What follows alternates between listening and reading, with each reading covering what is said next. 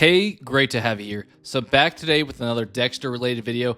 I know the focus has somewhat shifted towards Resurrection at this point in time, but before completely going there, I want to do a video quickly covering my wish list for eventual season 2 of Dexter Original Sin.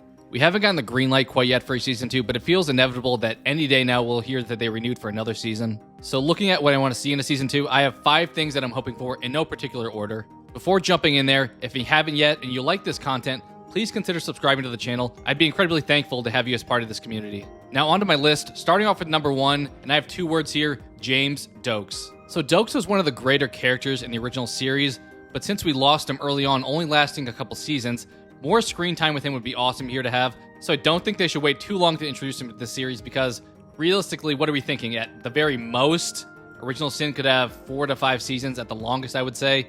And because of that, if you wait too long, you're only going to get a little bit of time with Dokes.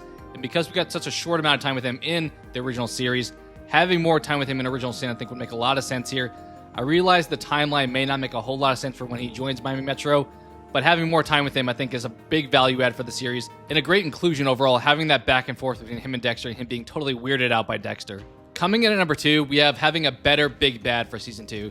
Spencer was okay overall, but his motive was a bit weak for me, and his intimidating presence that he had early on kind of waned as the season progressed. Honestly, Brian was probably the more formidable villain in Season 1 of Original Sin, similar to how in the original series in Season 3 we had the Skinner and Miguel Prado. Miguel Prado wasn't the main big bad like the Skinner was, but Prado kind of took the screen time and took all of the excitement for Season 3, I would say. Which is how I felt about Patrick Dempsey compared to the Ice Truck Killer in Original Sin Season 1, especially as the season progressed and we found out that he was the killer. Just feels like he was a little bit weak overall. So it'd be awesome to see a strong villain in Season 2, somebody that would kind of be in the same vein as some of the iconic killers from the original series. And similar to the hopes I had going into the first season of Original Sin, I really think they should reveal the killer early on so we get to spend a lot more time with him and have them develop throughout the season to really grow into a big bad overall, because it felt like for the most part, Season 1 was more of a mystery whodunit when it came to the big bad, and once we got that reveal, a little bit weak when it came to the overall killers. Hoping we get a more exciting storyline with who they choose for Season 2.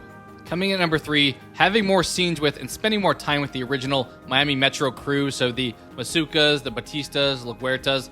It seems like for the most part for Season 1, we kind of balanced the flashback stories of how Dexter's origins came about and Harry and Brian as well.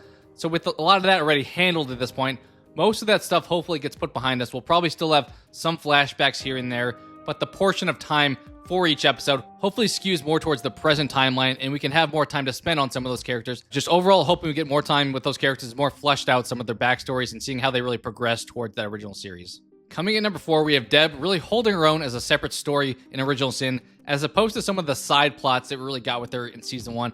Feels like for the most part in Season 1, she was like dating guys and in high school, which I get. She's younger at that point in time, but now that she's really joined Miami Metro, hopefully we get to explore more of her and early on in her career, similar to Dexter, kind of going separate paths as far as Deb going one way with Miami Metro and Dexter handling forensics and doing the obviously serial killer thing. So those 2 separate stories going in tandem could really be effective here as far as giving more backstory and character to Deb and how she really makes her own name for herself in Miami Metro, separating herself from her father, from Dexter. Coming in number 5, let's actually do something with Tanya in this season. I get that having maybe 2 Miami Metro killers in Season 1 would have been a little bit excessive, but her inclusion was pretty insignificant for Season 1. Hopefully they give Sarah Michelle Gellar more to do and have her really stand out a little bit more in Season 2, because for the most part, she could have been taken out of Season 1 and not much would have changed there. It just feels like she was a sidelined character. Hoping she really comes to the forefront in the Season 2 and has something that takes place with her. Doesn't have to be a killer, doesn't even necessarily have to be a victim, just to have some more presence with her and importance to the storyline, I would say. So that's my list, covering some of the hopes I would have for Season 2. What'd you think of it? What are some of the hopes that you may have for Season 2? Anything in particular you'd want to see? I'd love to talk all things Dexter down below in the comments. Thank you so much for watching, and I hope to talk to you again soon.